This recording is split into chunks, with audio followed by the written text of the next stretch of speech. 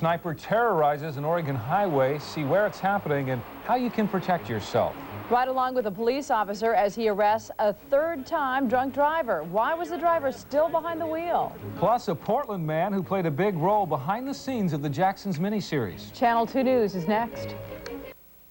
In the spirit of the Northwest, serving Oregon and Southwest Washington, this is Channel 2 News at 11 with Jeff Gianola and Julie Emery, Jim Little, Lou Gellos, and the entire Channel 2 News team. Good evening, everybody. Another potentially deadly sniper attack along the Sunset Highway is causing alarm. The fourth shooting in 5 days occurred this morning. Understandably, the first reaction is fear. But tonight, sheriff deputies say don't be frozen in fear. Instead, take action. The morning commute on Highway 26 could have cost Mike Briggs his life. A gunshot shattered his windshield in another act of random violence along the Sunset Freeway. This one occurred near Sylvan. Just 2 days ago, a radio cab was fired on near the Cedar Hills Boulevard Exchange. Saturday night, a Hillsborough man was shot while standing outside an AM/PM convenience store at the North Plains exit. Earlier Saturday, near Murray Road, a Safeway truck was hit by a 9mm bullet. The shootings began last month with the brutal killing on Cornell Road. Portland midwife Martha Bryant was driving home after delivering a baby. Gunshots riddled her car, forcing it off the road. Bryant was sexually assaulted, shot in the head, and left to die. Because of these incidents, motorists are changing their driving habits. Yeah, I'm thinking about taking a different route and avoiding 26 to get to work. Washington County Sheriff deputies say there's reason to be concerned. To drive down the road and think that nothing's ever going to happen is probably something that's we're losing reality with to a certain extent. We have to be more careful about what we're doing. But Sergeant Gordon says don't live in fear. Instead, become more safety conscious. Know your surroundings, who's ahead of you, behind you, and at your side. Let people know your traveling plans and when you should arrive at a destination. Don't confront suspicious individuals. Instead, take down the license plate number and the make and model of their car, and call police. Mike Briggs did just that, but he's afraid to appear on camera after today's near miss. The police basically said, Mr. Briggs, I don't think it was a rock. I think it was a small caliber weapon probably, and you're lucky to be here. I said, thank you. They left. At this time, it's not clear if the string of shootings are related. Sheriff deputies are asking the 96,000 commuters who regularly use the Sunset to be on the alert to help them find the suspect or suspects.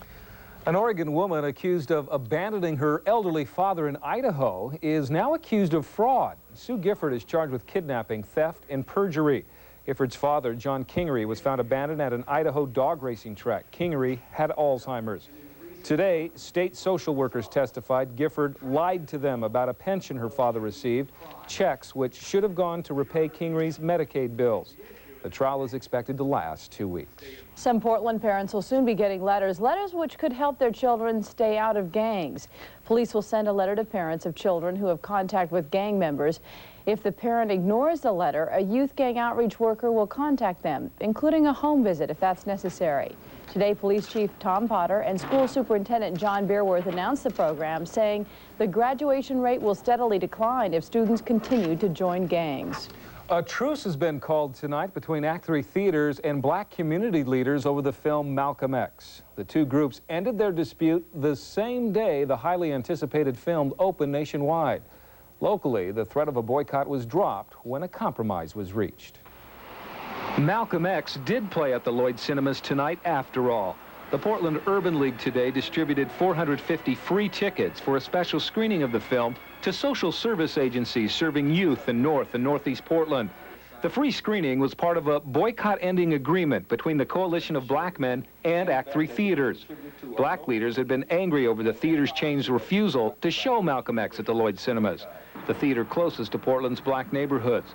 But from now on, the coalition says a community advisory committee will advise Act 3 regarding sensitive black films playing at Lloyd Center. Through this body, which is the Unity Forum again, working with the president of Act 3, we will have dialogue and discussions about those films and the rationale for them not or for those appearing at the cinema. The coalition says it now understands Act 3 refused to show Malcolm X at Lloyd Center because of financial reasons, not because of racism. The movie did open at 3 other Portland theaters today. Those who saw it say it makes an important statement. I really loved it. It said a lot, I think, to our society that we got to stop the hatred and the violence, and we've got to work together.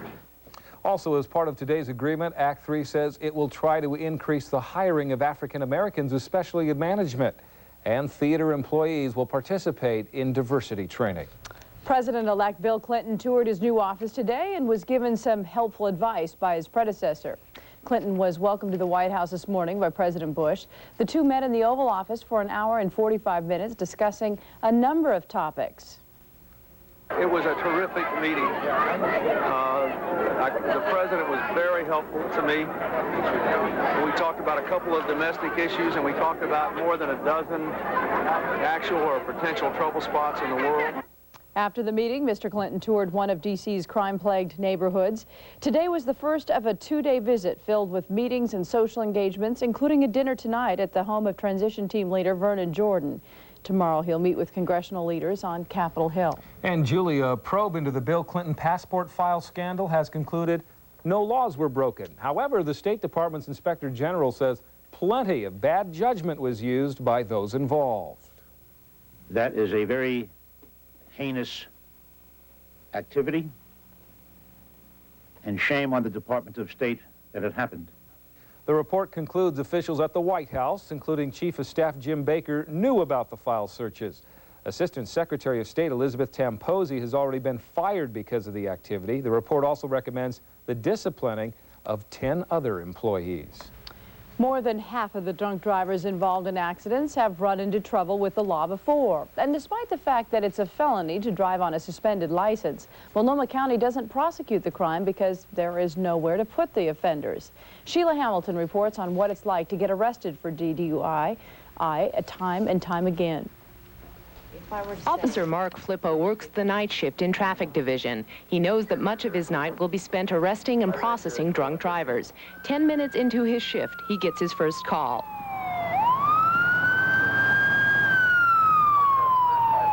Flippo is called to an intersection in northeast Portland where he meets Gary Scott Locotti. Locotti says he turned in an intersection and was hit by an older man. Flippo suspects he's drunk.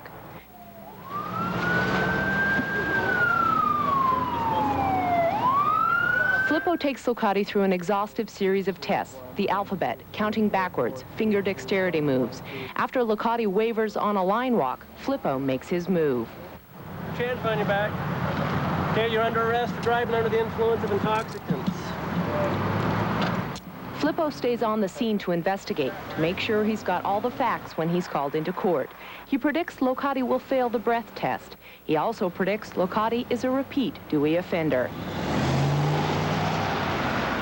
Locotti is transferred to Central Station and waits in a holding chamber while Flippo runs his record. Well, this shows here on his Portland record that he's got a DUI, blood alcohol of a 0.15 to 0.19, and that was on 5/14/91. The record doesn't show Locotti went into a diversionary program to avoid the Dewey charge, but a month later he was arrested and convicted for driving on a suspended license. This will be the 3rd time he's run into the law, either for drunk driving or driving while suspended. There you go. Okay, you blew a 0.10. 0.10. Flippo's second prediction was right. Locotti fails Oregon's .08 legal limit. Is there possible jail time involved with your second DUI, or do you know? I don't know. I don't think so. I know a lot of people that have 3, 4, 5 DUIs and haven't spent any jail time at all. So you feel like you probably can get away with? No, I don't feel like I can get away with anything. I deserve it. The reality is very few drunk drivers in Oregon ever see a prison cell because of overcrowding. Seems as if the only thing that will stop this person from driving or some others like them is being in jail. And we're not in a position to jail all of the offenders who continue to drink and drive while suspended. Daley would like to see more alternative sentencing, more restitution centers where drunk drivers could live while repaying their debt to society. But for now, people like Gary Locotti too often escape severe penalties and end up back on the road. When we saw Gary Locotti last, he was taking a cab home from the police station. Officer Flippo made a third prediction, that it won't be long before Locotti's back behind the wheel. Sheila Hamilton, Channel 2 News. Last year, Oregon police made nearly 30,000 arrests for drunk driving. More than half were repeat offenders. Tomorrow night, we'll introduce you to a young girl paralyzed by a repeat drunk driver. We'll see how she's trying to make changes in the system and in the minds of her peers. The threat of a potentially explosive car theft has fizzled. Portland police today found a stolen car that the owner claimed was carrying dynamite. Well, police stopped the car early this morning and arrested the driver, 32-year-old Randy Lynn Chandler of Lake Oswego. But when they popped open the trunk, there were no explosives to be found. Get out your heavy coats. Looks like cooler weather is moving in. Jim Little's next with the forecast. And later, we'll take you behind the scenes of the Jacksons miniseries with a local choreographer who taught the actors all the right moves.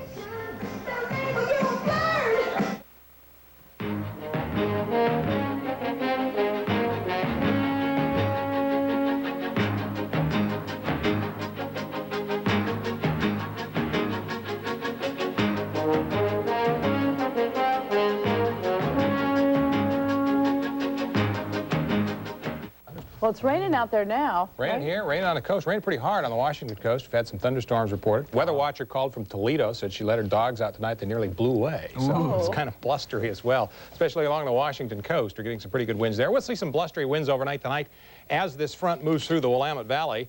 And as it moves into the Cascades, it will usher in some cooler air. And we're looking for snow down to some very low elevations. There are snow advisories out for both the Oregon and the Washington Cascades, as well as the Olympics in Washington. Here it is on satellite picture. You can see the system moving on in. Front itself is right along the coastline, just past the coastline, it looks like. And then back in here, that's where we're seeing the showers. And some of those could be thunder showers. Already one embedded moving across Hoquiam, Washington. They had some heavy rains there. Some heavy rains up at Quileute, Washington on the northwestern tip as well. Nearly an inch of rain just during the evening hours tonight. There's plenty of moisture, plenty of cold air back here, and that will drop the freezing level. And that's the reason we expect snow in the Cascades. Here's what it looks like on radar. You can see the activity moving on in, individual rain areas moving generally from southwest to northeast, but the whole pattern is moving to the east. Here's a close-up view, and you can see some darker green here and even some yellows, which indicate some locally heavier rains, and all of that is moving in. So we'll see some good rain overnight tonight. It'll turn a little more showery during the day tomorrow, and temperatures won't be quite as warm as they were today. They'll be down closer to 50 degrees. We were in the low 50s through the Willamette Valley today. East of the Cascades, temperatures in the 40s and 50s, generally mid-50s along the coast. Around the Portland metropolitan area, high temperatures today included 55 degrees here at KATU, 56 in West Linn. Camas topped out at 54. And 51 was the high temperature from our weather watcher in Hillsboro. Light rain falling at the Portland airport right now. The temperature's down to 48 degrees, 93% humidity, southerly or southeasterly winds at 10. Barometer is falling, so the front hasn't reached us yet.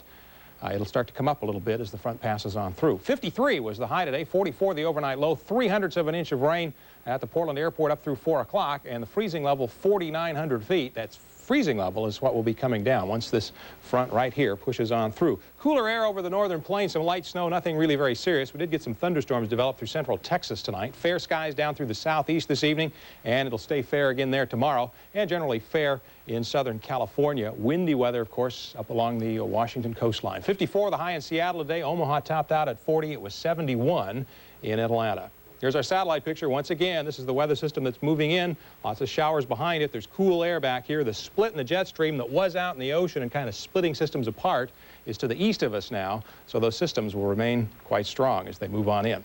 Our forecast, first along the coast. Look for rain overnight tonight, showers, possible thunder showers tomorrow. Coastal conditions, small craft advisories flying. Winds, south winds 15 to 30 knots. They'll turn westerly, though, as the front passes on through. East side, steady rain in the morning, turning to showers in the afternoon with partial clearing. The rain or showers will be snow above about 3,000 feet east side. Snow advisory out in the mountains, rain and snow overnight tonight. Snow showers tomorrow. Rain overnight through the gorge, changing to showers tomorrow. Western valleys, rain overnight, showers, possible thunder showers tomorrow. Same thing for the Portland, Vancouver area. Showers, possibly a thunder shower tomorrow. Only 50 degrees for a high temperature. Back with a 5-day forecast right after this. Weather system moving in tonight, rainy and windy tonight. Looking ahead for the next 5 days, we'll see a chance for showers still on Friday, partly cloudy skies. And another weather system moving in, it looks like later on Saturday, kind of windy weather with that. Still some showers around from that one on Sunday. Monday, partly cloudy but cool. High temperatures by Monday only in the mid-40s and lows dropping down to the mid-30s. It's that time of year. It's getting colder. Yes, thank you, Jim. Well, earlier, many of you may have seen tonight's conclusion to the Jacksons miniseries, a movie that required a lot of dancing from its actors. Well, tonight, Channel 2's Al Segala takes us behind the scenes of the movie with a local man who taught the actors all the right moves.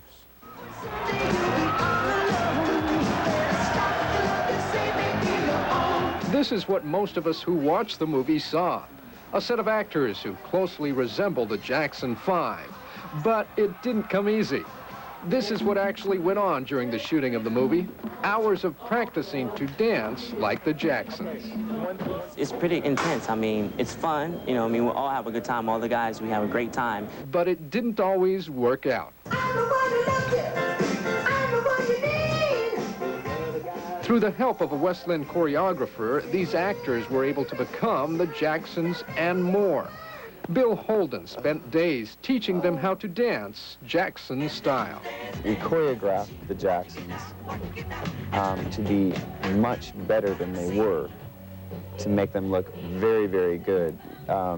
Because the original Jackson's choreography was more of like step, step, step, touch.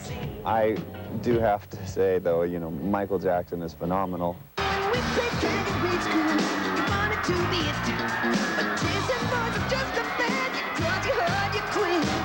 So with the help of a West End man, the Jacksons movie gave us a glimpse into the lives of the Jackson 5. In Portland, Al Segala, Channel 2 News. And I had promised Julie I would moonwalk, but I brought the wrong shoes, so I can't do that. It does kind of make you want to shake a leg or something, doesn't it? Yeah.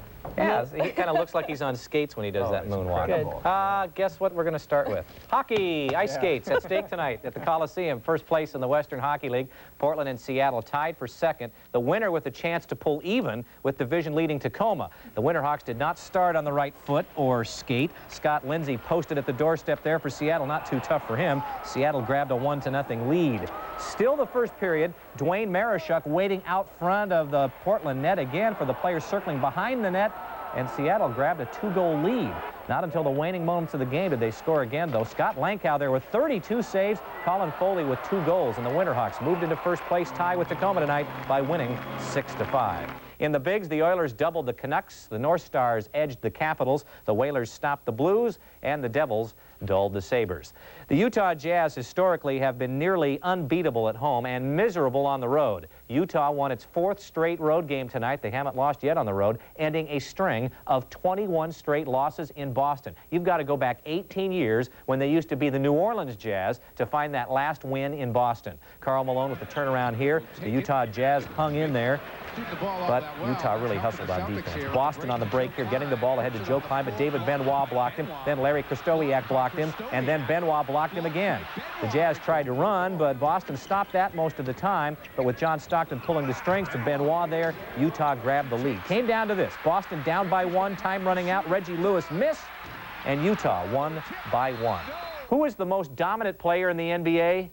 It's easy, Shaquille O'Neal. 3 Shaq shots for you tonight, but don't watch him. Watch the defense. Double teaming this time, but O'Neal took a look and hooked over them for the bucket. This time, one-on-one with Andrew Lang trying to contain him. A couple of hip fakes, Lang right in his face, but how do you stop that arching jumper from a guy who's 7 feet tall? That was good defense. Well, maybe you surround him with 4 guys. Count the white shirts when O'Neal scores here. His teammates are heading the other way. 4 Sixers surround him there, but O'Neal still scored, and the Magic won by 10. Sacramento Kings began the season on an up note, but now just before they're about to face the Blazers on Friday, they look like the Kings of old. Lousy. In Phoenix, they batted the ball away from Charles Barkley here. Great save to keep the ball in play. And Randy Brown was not even challenged on his way down the lane. Miguel Knight just let him go right by. Kings hung close for a while, but then that kind of defense disappeared. Dan Marley split the wickets here. Absolutely no challenge from the Kings. Cedric Ceballos with 30, Tom Chambers 20, and Gary St. Jean's team didn't look ready for Portland. They lost by 16. For the second time in his career, Barry Bonds is the National League Most Valuable Player. You can bet he's happy about that because he's also a free agent.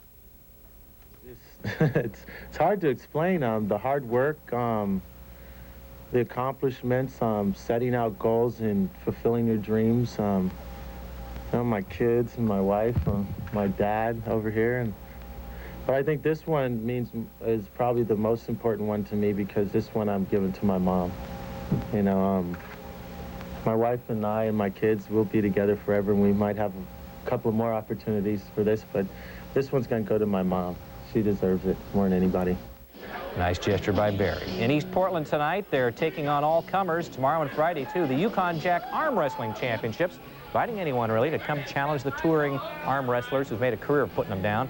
And as you can tell, you not only need a strong arm, but a pretty good build-up, emotion, what can be a very quick experience. What those people need, though, is this. Dennis Sester stands 6'5", weighs about 435 pounds, and boasts the largest biceps in the world. Yes, that's not a misprint there. Sester's biceps measure 28 1/8 inches around.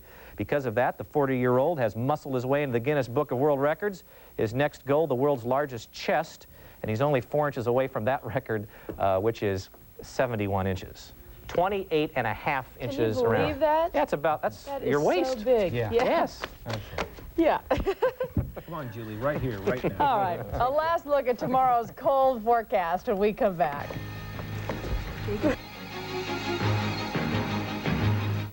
Okay, here's Jim to take a last look at the weather. Okay, here it is. We have a weather system moving in tonight. Rain overnight tonight, continuing into early tomorrow morning. It'll switch to showery weather during the day, but not get very warm. It's a cold front that's moving in. It will dump lots of snow in the mountains. Only about 50 degrees here locally. Well, good for skiers. Okay. We want to remind you, Nightline is next. Ted Koppel goes one-on-one with Lee Iacocca. A very interesting interview. That's our news, everybody. Good night.